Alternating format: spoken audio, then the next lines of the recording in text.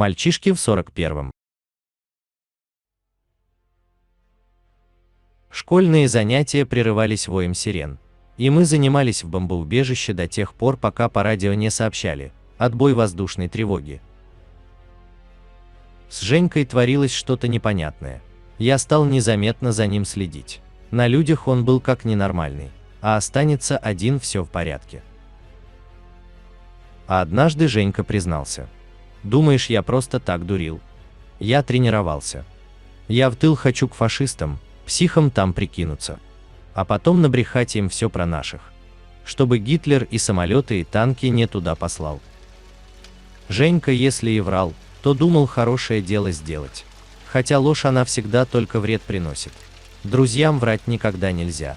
Но шла война, и все наши ссоры в ту минуту показались мне вдруг маленькими. В конце сентября в Ленинград из захваченных фашистами районов прибыли беженцы. Им негде было жить, поэтому их пока поселили в нашей школе. Учебный год закончился. И мы шефствуем над семьями фронтовиков, помогаем им отоваривать карточки, даем концерты в госпитале для раненых бойцов, помогаем родителям по хозяйству. В начале войны мы часто видели, как один краснозвездный истребитель смело бросался на перерез целому звену юнкерсов. Ух, и дают. 5 против 15, сказал как-то Женька, не отрывая глаз от неба. Наверное, мой батя командует пятеркой.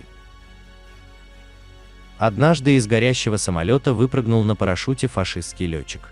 Приземлился он неподалеку от противотанкового рва. Но трогать фашиста не давали ополченцы.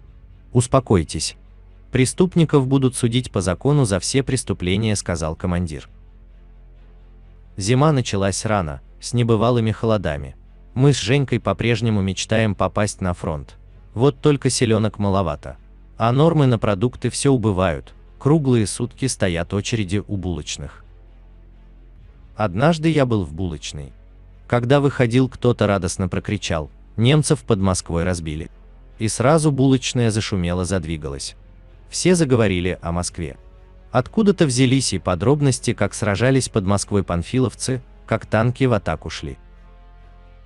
Мы экономили дрова, буржуйку топили только когда было нестерпимо холодно, но все равно печурка быстро съела чуть ли не все наши стулья, кухонный стол, старый диван. Мы решили переехать к тете Варе, маминой сестре. Однажды утром заговорил репродуктор, и я услышал: отдел торговли Ленгорисполкома принял решение с 25 декабря увеличить нормы выдачи хлеба. Я дрожал от радости и от холода. Теперь мы обязательно выживем. На Новый год ребята получили приглашение на елку. Мы сидели за длинным столом. Минуты тянутся, будто они из резины. А когда доели суп с макаронами, нам принесли целое блюдо каши пшенной с настоящей котлетиной с мясной. На третье мы получили зеленые пакеты. Было уже темно, когда я пришел домой. Свое богатство я разложил на столе. Это нам на елке дали, без карточек. И суп был, и каша, только я съел. Вот если бы была банка, я бы все принес. Отец подошел ко мне и обнял. Только теперь я заметил, как он изменился. Голова совсем белая, морщины на лбу глубоченные. Только бы с папкой ничего не случилось, подумал я с тревогой. Когда мама уходит на фабрику, я иду к тете Варе. Мы вместе работаем. Штопаем носки для раненых бойцов, для госпиталя. Сегодня нужно сделать 20 пар. Дело это не только нужное для фронта, но и полезное. Легче удержаться и не съесть сразу всю хлебную пайку, дотянуть до обеда и ужина. Уже месяц мы не видели папу. Его завод перевели на казарменное положение. Рабочие круглые сутки ремонтируют танки. Мне очень захотелось пойти к отцу. Я оставил маме на столе записку, отыскал свою палочку, теперь многие ходят с ними, и вышел на улицу. Силы мои быстро убывали. Я с трудом переставлял непослушные ноги. Вдруг я наткнулся на сугроб и упал. Я знал, что надо встать, но не вставал. По телу разливалась теплота. Не ныли больше ноги, даже под ложечкой не сосало от голода. Я замерзал. «Ну, открой глаза», Надо мной стоял человек и протягивал мне спирт. Потом он достал сушеную воблу. И тоже отдал мне. Тут у меня сразу столько сил стало. Хоть докуда дойду. Теперь ни за что не замерзну. Я сам дошел до завода и отыскал папин цех. Узнав, что я сын Павлова Павла Сергеевича, меня сразу же направили на сварочный участок. Иди, отец будет рад. Вместе с отцом я подходил к станкам. Они гудели, и какие-то круги вертелись быстро-быстро. Специальные ножи резали металл, будто это и не металл, а что-то совсем мягкое. Ночевать я остался в профилактории. В портфеле у меня, сказал отец, хлеб. Отнесешь его домой вместе со спиртом. Я раскрыл портфель. В нем было 22 кусочка хлеба. Ровно столько дней папа не был дома. Это он каждый день по полпайке откладывал нам. Ты, Володя, с батькой поласковее будь. Твой отец настоящий коммунист. Только бы мотор не подвел, сказал Василий Васильевич, отец Пети. Какой мотор? Спросил я. Сердце. Батя сутками работал. Истощение. А сердце у него, понимаешь ли, неважное. А утром мой отец умер. Домой я возвращался с Василием Васильевичем. На санках мы везли фанерный гроб. В нем лежал мой папка. Я не чувствовал ни холода, ни голода, ничего. К концу зимы запасы наши кончились. Я совсем ослаб. Целые дни лежал в постели и мечтал о еде. В школе по карточкам дают суп и кашу, однажды сказала, волнуясь, тетя Варя. И 2 недели мама носила обеды из школы. Скоро я встал на ноги и с помощью тросточки начал ходить. Сперва по комнате, а потом и на улицу вышел. Я решил разузнать что-нибудь о Жене. Сведений о судьбе Орловых, сказал управхоз, не имеется. Дом их после попадания снаряда разобран был на дрова. Помнится, что Орловых под обломками не находили. А точно не скажу. Из головы у меня никак не выходил Жека.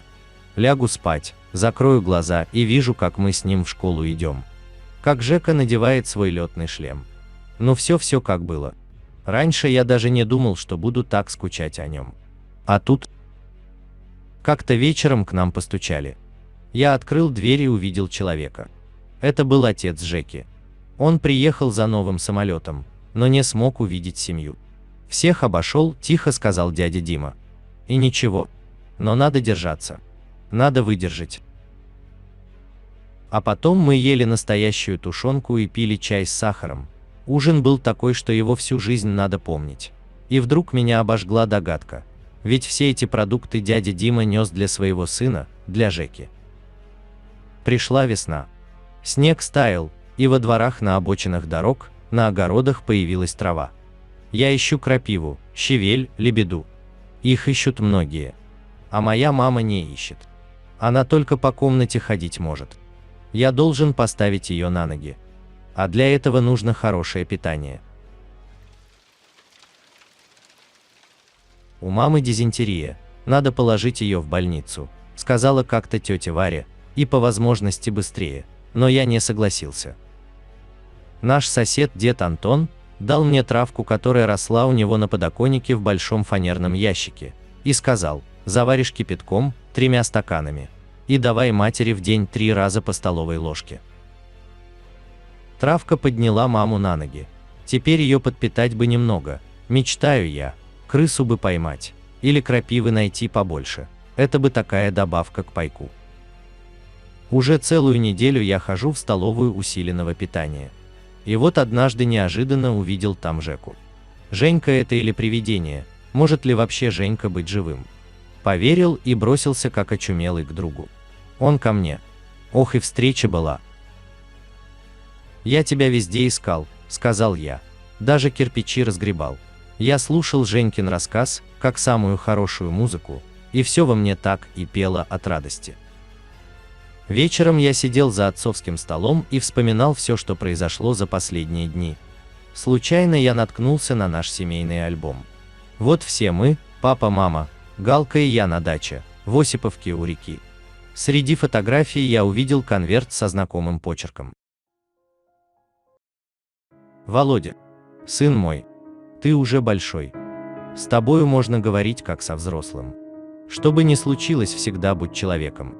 Горький комок перехватил горло, но я читал. Жизнь Володи сложна. Я очень хорошо знаю, победа придет, она не может не прийти, потому что мы платим за нее сполна. Помни, мой сын, об этом. Помни, что всегда надо быть человеком. Иначе не стоит жить.